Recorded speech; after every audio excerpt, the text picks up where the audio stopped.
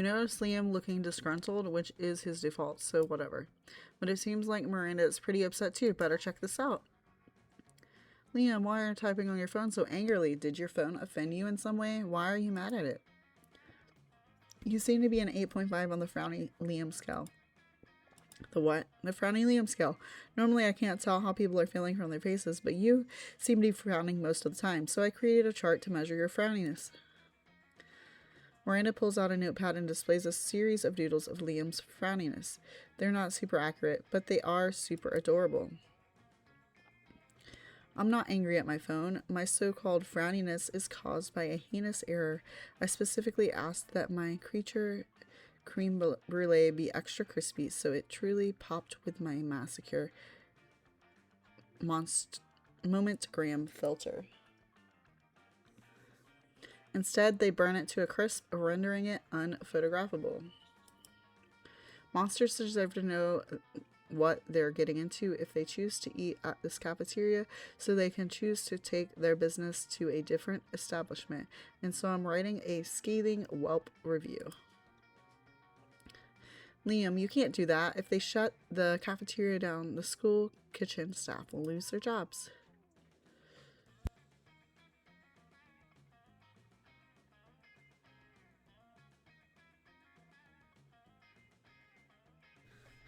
Did you know that peasants have to do labor to make living wages? They don't simply have an unlimited store of gold.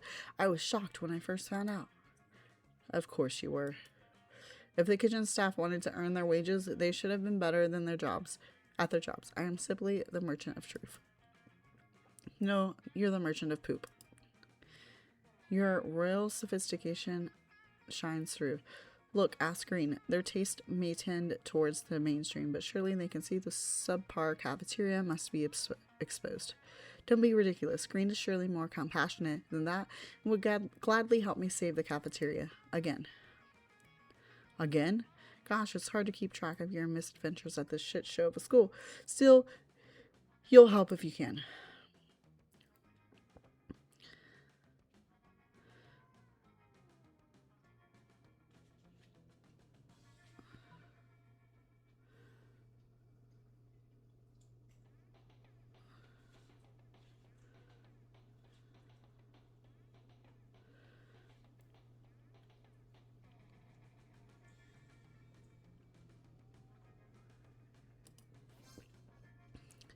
Excellent idea. I am an incredible, intelligent, compassionate person with tons of humility. More than enough to admit when a professional's help may be of use to me. You think you have the most humility? You shall never be as humble as I. Every day my servants tell me I am the humblest person ever to live. Miranda storms off in a huff, leaving you and Liam to proceed with your amazing, incredible, genius plan. You use your magnificent calligraphy skills you picked up in your elective class, Calligraphy and Murder, to write 5 letters chock full of aesthetic. Liam produces a delicate white dove from his backpack. How was it breathing in there? And gives it to the newly addressed letters. You're not sure what's more intriguing, the fact that Liam trusts that the dove will be able to read the addresses to deliver the letters, or the fact that the addresses he wrote down were just their emails? Regardless, it seems to have worked because within a minute of the dove's release, you receive your first reply on your phones. I knew the exquisite Jacques Osnavor would have enthusiasm for our plight, thus his immediate response. Dear Liam, I received your message. Though the calligraphy is quite impressive, I'm afraid I must give you the same answer I gave when you asked me to write a review on the cuisine cooked by your friend's grandmother's last Thanksgiving. I don't know how you got a dove to find out where I live based on my email address, but stop contacting me. Most lovingly yours, great and humblest food critic, Jacques Aznavour. Oh, Green, nobody understands the severity of the creme brulee transgression. Thank goodness we have each other. Heck yeah, you have each other. For prom, hopefully. At the very least, maybe he'll let you borrow that dove sometime to send anthrax to your enemies.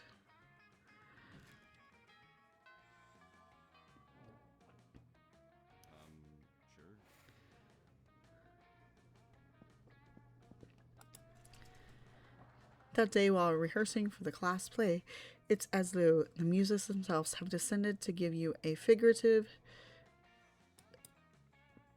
Your performance is intense and inspiring. It will be remembered for generations, which is pretty rad by high school play standards. You gain +2 creativity. After your previous adventures, now corpses are an acceptable and quite hot fashion accessory. You've become a well-known trendsetter advocating for your beloved corpses. Life is now all fancy and busy. Luckily, you have your sexy secretary to help you with all of your new tasks. We have a problem.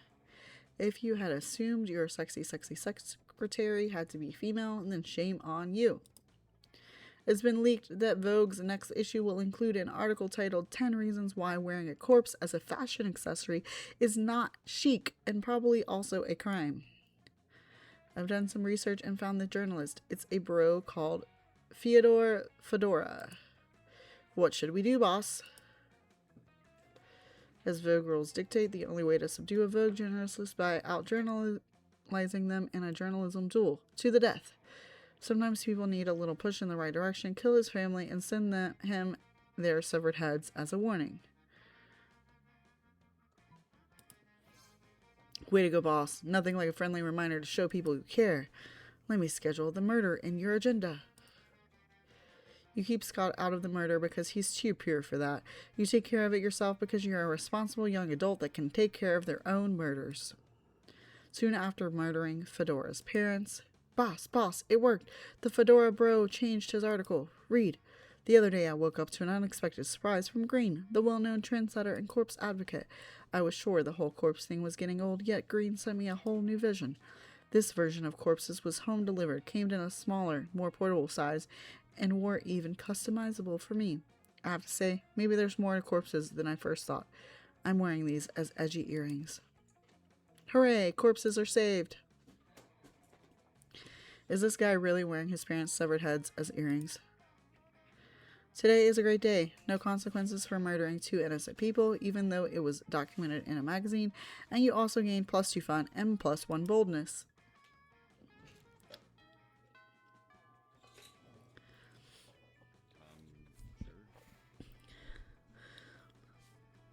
So apparently I have 25 boldness and 15 fun now.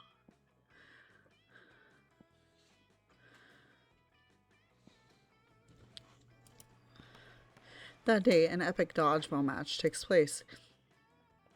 Everything seems lost, but you deliver an inspirational speech that fuels your team's spirit, leading to a spectacular comeback. You're clearly a natural-born leader. You gain +2 charm. Later, you see Liam beaming to himself. Liam? Beaming? It appears my application to write for Virtue magazine was received and accepted. I knew my pitch would hook them. Imagine the edgiest, most relevant article subject you can think of. Now double it. That's my article subject. You see, I used my writing technique on them called lying. It's very effective. Up until they called your bluff. Now I've got to actually write an article, and I've got no idea what to write. You, save me from the consequences of my actions. Suggest an idea that lives up to my own hype.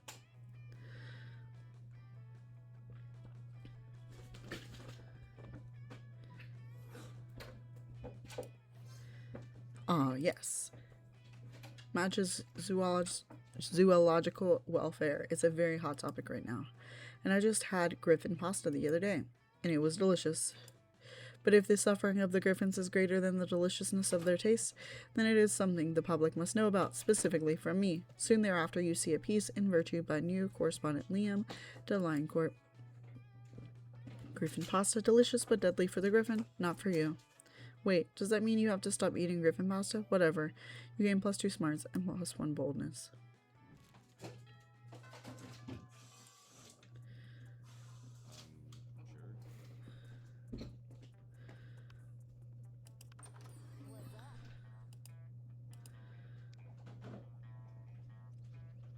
Aw, I'm too poor for everything.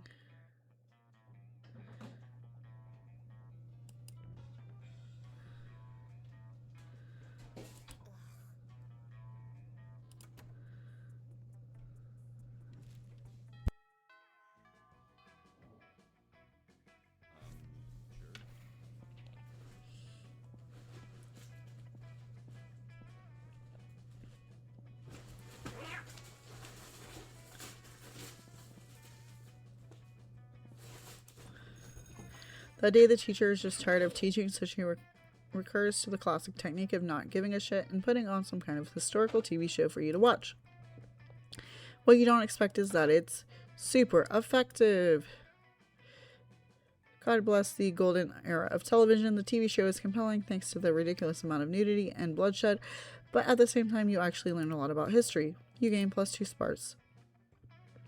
At the end of class, the teacher passes back your quizzes from last week. Liam looks at his and sighs. Just another fascist assessment in the long line of fascist assessments. Don't get me wrong, but my performance on these little charades is exceptional. I'm devastatingly intelligent, but I found the entire enterprise distasteful. Must we be weighed and measured like this?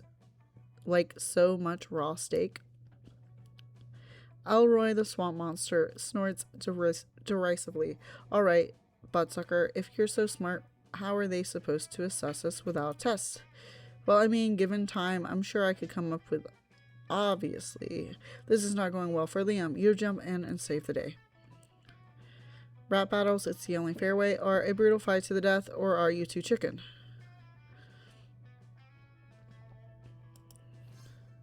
Yes, that's just what I was going to say. No knowledge can be said to be useful. Knowledge, unless it's useful to be in a fight to the death. Is the purpose of school not to prepare us for the real world, and it is not the real world full of slayers? Yes, ending each class with a brutal battle royale may seem barbaric, but is it any more barbaric than what we have now? And don't say yes, because the question was rhetorical, and the correct rhetorical answer was no.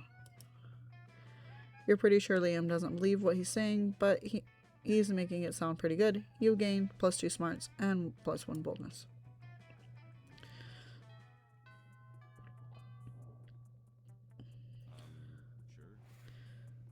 Let's see.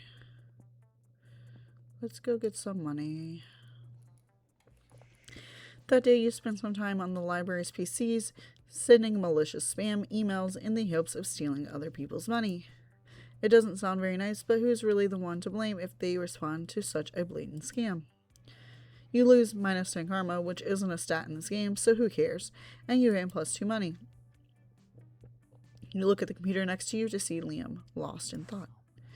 These are dark times indeed. Yet another of my favorite bands, Bison Parade, has become popular. It seems as if bands these days are becoming well known before I even have the time to shift my sincere appreciation to ironic disdain. I hope that the internet would provide some solution to my problem, but as you know how the internet is, all flailing dicks and cats falling out of windows, with the occasional auto-tuned remix of an Academy Awards acceptance speech.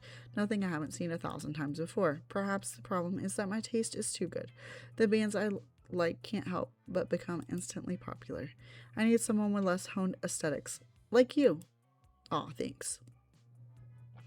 Please, friend, help me find an unpopular band to worship until pop culture inevitably ruins it.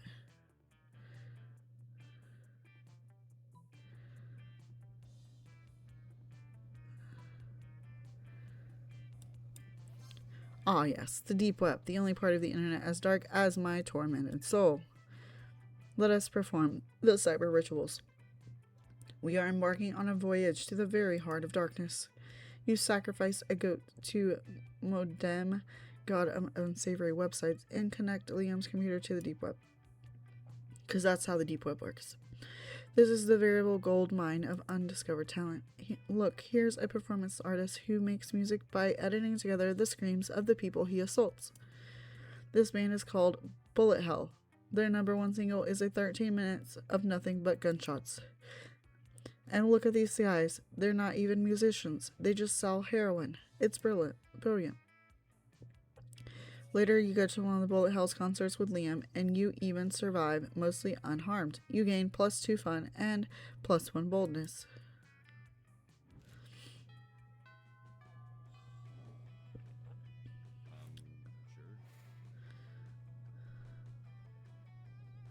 We have 5 money now, so... Oh, but Liam and the ghost. We're sitting with Liam and the ghost.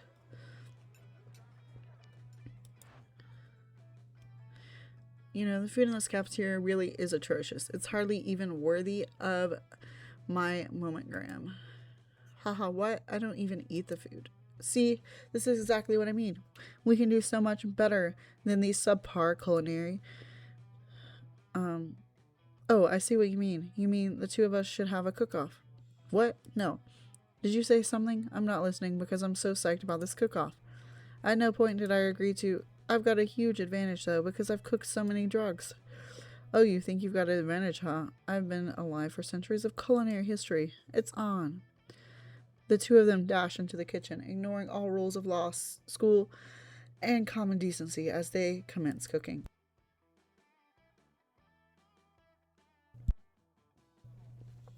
Two celebrity chef judges appear to critique the challengers. I think they're both equally horrible, says the cruel British judge.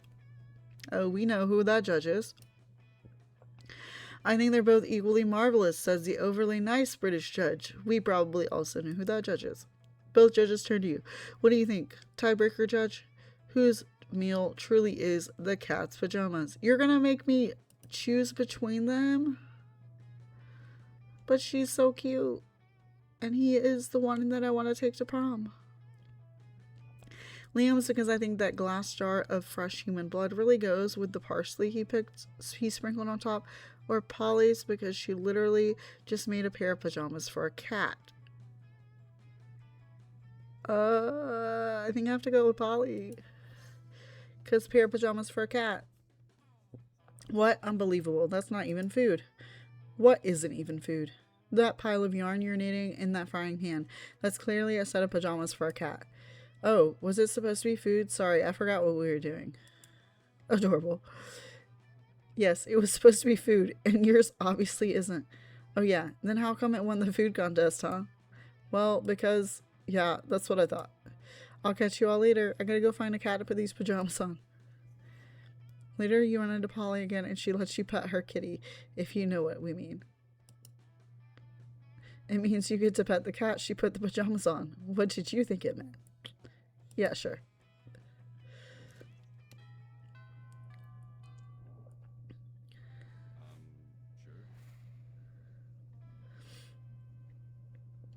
Oh, I can't buy anything this round. Okay. I also haven't used either of these two items up here. Just interesting.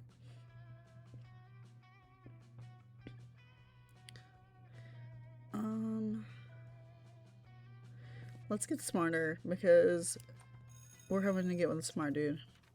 That day you'll learn a ton of spells that are all as cool as they are seemingly useless.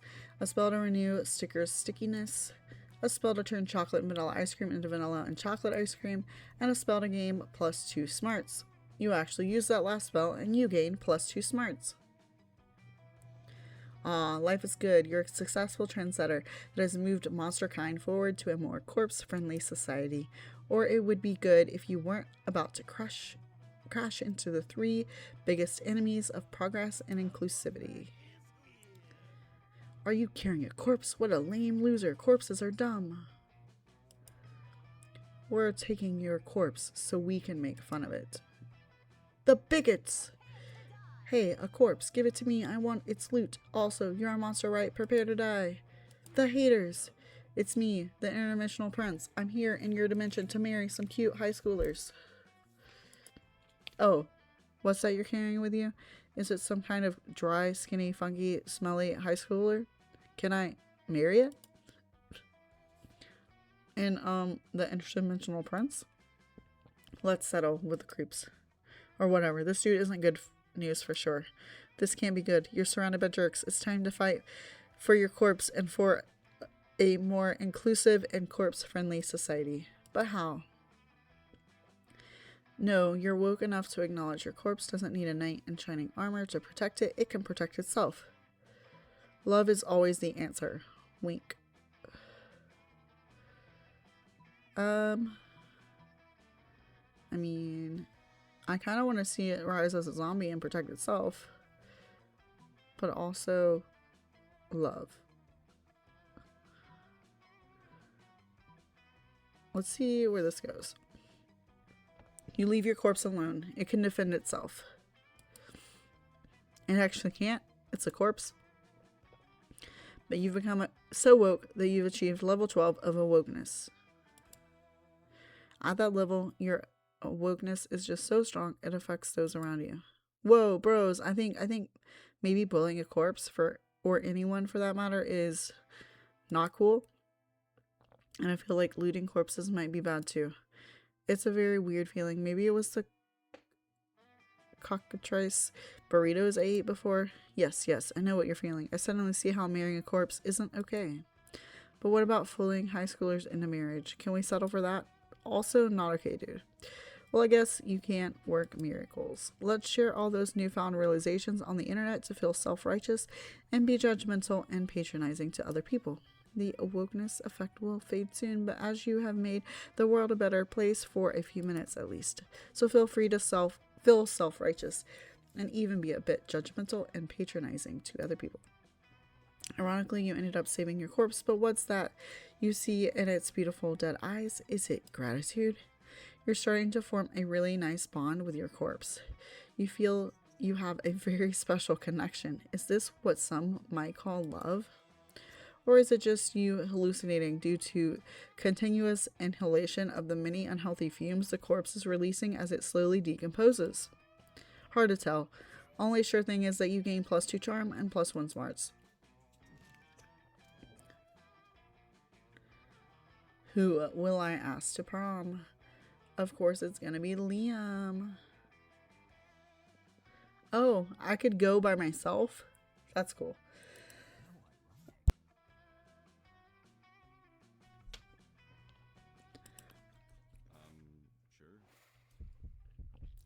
You finally pluck up your courage and ask your beloved to go to the monster prom with you. You and me? Psh. I'd rather go to prom with a bag full of garbage as my date. How rude. Wait, that'd be so disruptive. Thanks for the insight. Enjoy embracing eternal solitude, my friend. Now, if you'll excuse me, I have a bag full of garbage to court. It's okay. You moved on from this horrible and shameful failure. You've become a functional person, and eventually you met a sweet banshee named Ash. You shared a lot of common interests, and after dating for some years, you married. One day in the middle of casual conversation, you mentioned how you couldn't get a date for Monster Prom. Despite your years of happiness, your marriage couldn't endure such a pathetic revelation, and so Ash abandoned you the next day. And thus you live the rest of your life alone and sad. Never forget, Monster Prom is the most important thing. So sad. Most likely to be tasty if eaten by other people. I'm over 400 and I'm still amazed at how stupid people are here. That's real sad. So we didn't get the date, guys. Maybe next time. These 6 weeks were maybe the most epic and absurd weeks of our lives.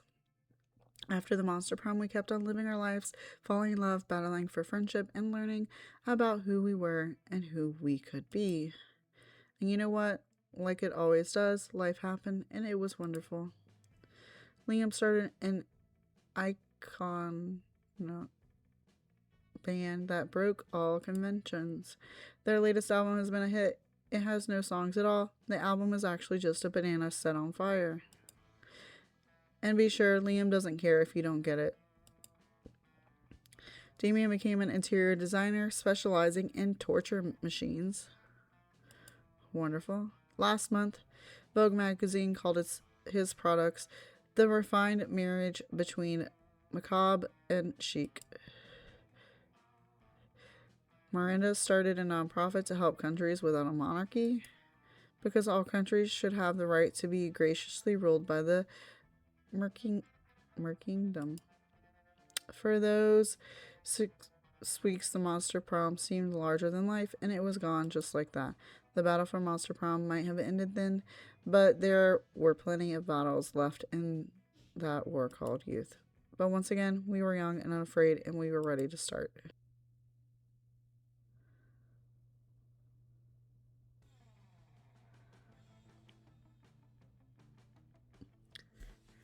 Okay, well, I hope y'all have a wonderful and lovely night. And I will see y'all next time. Goodbye.